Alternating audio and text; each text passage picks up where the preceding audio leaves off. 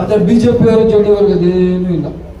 ಬರೀ ಅವರು ಹಿಂದೂ ಮುಸ್ಲಿಂ ಎರಡೇ ಕೆಜಿ ಅಧ್ಯಕ್ಷ ಹೇಳ್ತಾ ಇವೆರಡೇ ಮಾಡೋದು.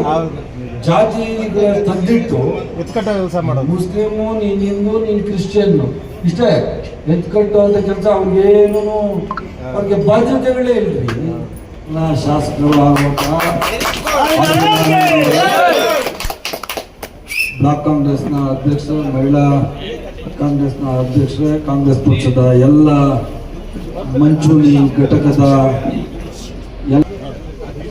ನೆನ್ನೆನೇ ಹೇಳಿದ್ದು, ಅತಿ ಕಡಿಮೆ ಸಮಯದಲ್ಲಿ ಇಷ್ಟೊಂದು ಸಂಖ್ಯೆಯಲ್ಲಿ ನೀವು ಕಾಂಗ್ರೆಸ್ ಪಕ್ಷದ ಮೇಲೆ ಇಟ್ಟಂಥ ಪ್ರೀತಿಗೆ, ಆದಿನಾರಾಯಣ ಮೇಲೆ ಇಟ್ಟಂಥ ಪ್ರೀತಿಗೆ ನಾನು ನಿಮಗೆ ಋಣಿಯಾಗಿರ್ತೇನೆ ಅಂತ ನಾನು ಈ ಸಂದರ್ಭದಲ್ಲಿ ಹೇಳಿ ಬಯಸ್ತೇನೆ. ಕರ್ನಾಟಕ ಸರ್ಕಾರ, ಕಾಂಗ್ರೆಸ್ ಸರ್ಕಾರ, ಸಿದ್ದರಾಮಯ್ಯನವರ ನೇತೃತ್ವದ ಸರ್ಕಾರದಲ್ಲಿ ಇವತ್ತು ಆದಿನಾರಾಯಣ್ ಸಹ ಒಬ್ಬ MLA ಆಗಿದ್ದರೆ ಮುಳುಬಾಗ್ಲು ಇನ್ನೂ ಬಹಳಷ್ಟು ಅಭಿವೃದ್ಧಿ ಆಗಿದೆ.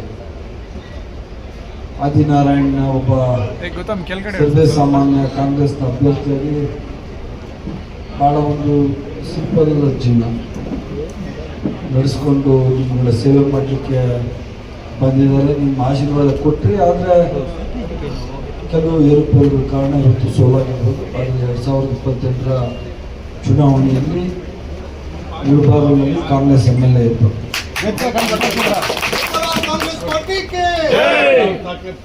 ಯಾಕೆ ಅಂದರೆ ಹೇಳ್ತಾ ಇದ್ದೀನಿ ಅಂದರೆ 2023ರಲ್ಲಿ ನಮ್ಮ 5 ಮಹತ್ವಾಕಾಂಕ್ಷಿ ಯೋಜನೆಗಳಿದೆ. ಸುಮಾರು 60,000 ಕೋಟಿ ರೂಪಾಯಿಗಳ ಯೋಜನೆಗಳು, ಜನಪರವಾಗಿ 5 ಯೋಜನೆಗಳು, ಗೃಹಲಕ್ಷ್ಮಿ, ಶಕ್ತಿ ಮತ್ತು ಅನ್ನಭಾಗ್ಯ, ಯುವ ನಿಧಿ ಮತ್ತು ವಿದ್ಯುತ್ ಗೃಹಜ್ಯೋತಿ, 60,000 ಕೋಟಿ ರೂಪಾಯಿಗಳನ್ನ ಜನಸಾಮಾನ್ಯರಿಗೆ ಕೊಡುವಂತಹ ಯೋಜನೆಯನ್ನು ಸಿದ್ದರಾಮಯ್ಯವರು ಘೋಷಣೆ ಮಾಡಿದಾಗ ಕಾಂಗ್ರೆಸ್ ಪಕ್ಷವನ್ನು ನಂಬಿ ಇಷ್ಟು ದೊಡ್ಡ ಮಟ್ಟದ 137 ಶಾಸಕರುಗಳನ್ನ ನಮ್ಮ ರಾಜ್ಯದಲ್ಲಿ ಗೆಲ್ಲಿಸ್ಕೊಂಡು, ಏನು ಇದು ಪ್ರಾಮಿಸ್ ಮಾಡವ್ರೆ, ಅದರ ಮೇಲೆ ನಂಬಿಕೆ ಇಟ್ಟು, ಆ ನಿಜವಾದ ಪ್ರೀತಿ ಇಟ್ಕೊಂಡಿದೆ.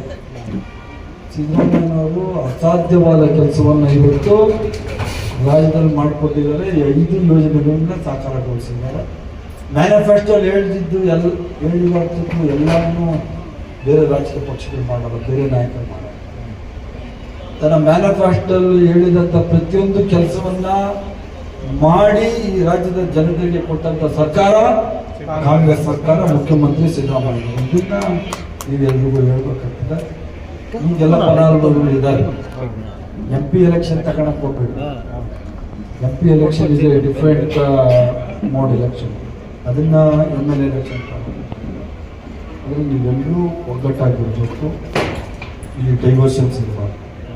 ನಮ್ಮಲ್ಲೇ ತಂದಿಟ್ಟು ಮತ್ತೆ ರಾಜಕಾರಣ ಮಾಡೋ ಬಹಳಷ್ಟು ಜನ ಇರ್ತಾರೆ. ಇದನ್ನೇನ್ರಿ ಅಧ್ಯಕ್ಷ ಗುಂಪು ಕಾರ್ಯಗಳು ಮಾಡೋದು ಅವರೆಲ್ಲ ಕೇಳಬೇಕು. ನಮ್ಮ ಅಭ್ಯರ್ಥಿ ಗೆಲ್ಲಬೇಕು. ಅದಕ್ಕೆ ಏನು ಪ್ರಯತ್ನ ಮಾಡಬೇಕು ನೀವು ಮಾಡಬೇಕು, ನಿಮ್ಗೆ ಏನು ಸಹಕಾರ ಬೇಕು ನಾನು ಮಾಡ್ತೀನಿ. ಈಗ ಮುಳುಬಾಗ್ಲಲ್ಲಿ ಉದಾಹರಣೆ ಎಷ್ಟು ಕೋಟಿ ರೂಪಾಯಿಗಳು ಬಸ್ಸಿಗೆ ಹೆಣ್ಮಕ್ಳು ಖರ್ಚು ಮಾಡ್ತಾ ಇದ್ದೀವಿ. ಅಲ್ಲೇನು ಬೇರೆ ಪಕ್ಷದ ಹೆಣ್ಮಕ್ಳಿಗೆ ಹೋಗಬೇಡ ಅಂತ ಹೇಳಕ್ಕಾಗಲ್ಲ. ಕರೆಕ್ಟ್ 8,000 ಜನ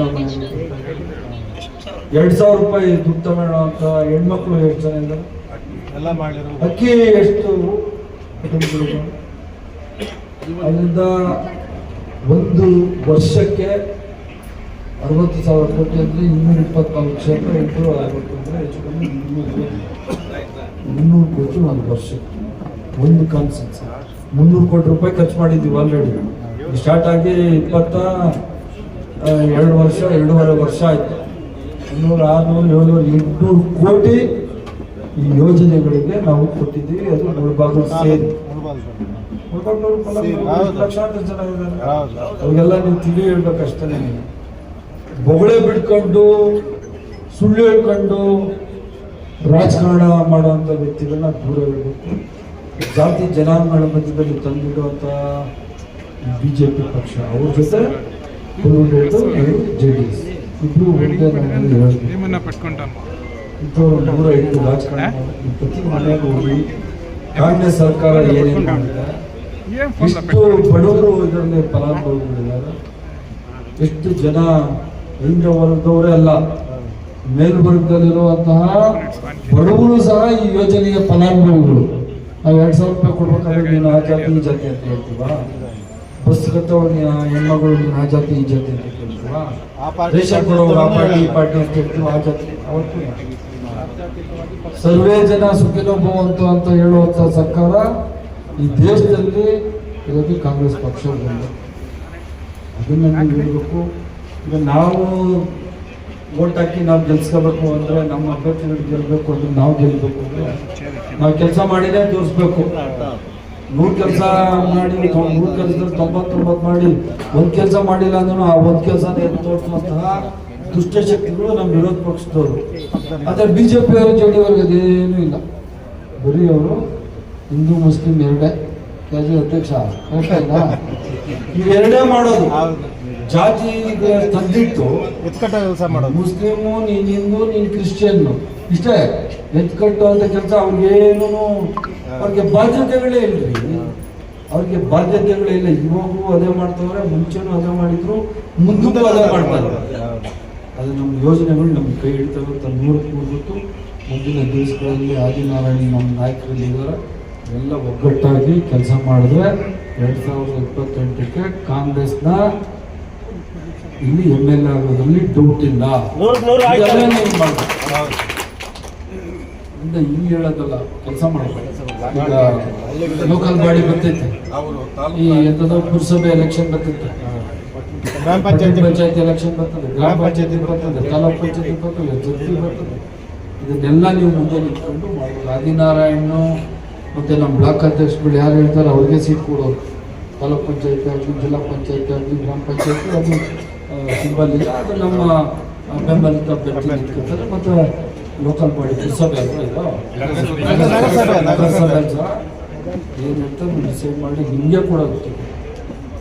ಆದ್ದರಿಂದ ದುಡ್ಡಿಗೆ ಆಸೆ ಪಡದೆ ಸೋತರು ಸಹ ನಿಮ್ಮ ಜೊತೆ ನಿಂತ್ಕೊಂಡು ಕೆಲಸ ಮಾಡ್ತಾವನೇ ಇಲ್ಲ. ಅದನ್ನ ಆಶೀರ್ವಾದ ಮಾಡಬೇಕು. 2028ಕ್ಕೆ MLA ಮಾಡಿ ಅದ್ರ ಮುಂಚೆ ಬರುವಂತಹ ಲೋಕಲ್ ಬಾಡಿ ಎಲೆಕ್ಷನ್ಸ್ ಎಲ್ಲರೂ ಒಳ್ಳೇದಾಗಲಿ ಅಂತ ಹೇಳಿ ಒಳ್ಳೇದಾಗಲಿ ಅಂತ ಹೇಳಿ ನಾನು ಈ ಸಂದರ್ಭದಲ್ಲಿ ಹೇಳ್ತಾ ಇದ್ದೀನಿ. ಎಲ್ಲ ನೀವು ಬರಬೇಕು. ಬಾಬಾ ಸಾಹೇಬ್ ಅಂಬೇಡ್ಕರ್ ಪುಸ್ತಕದಲ್ಲಿ ಮಾಲಾರ್ಪಣೆ ಮಾಡುವಂಥ ಸಮಯ ಸಂವಿಧಾನ ನಮಗೆ ಕೊಟ್ಟಿದೆ. ನಾವೆಲ್ಲರೂ ಇವತ್ತು ದೂರ ಮಾತಾಡಬೇಕಾದ್ರೆ ನಾನು ಇಲ್ಲಿ ನಿಂತ್ಕೊಂಡು ಒಬ್ಬ ಡಿಸ್ಟ್ರಿಕ್ಟ್ ಮಿನಿಸ್ಟ್ರು, ನಮ್ಮ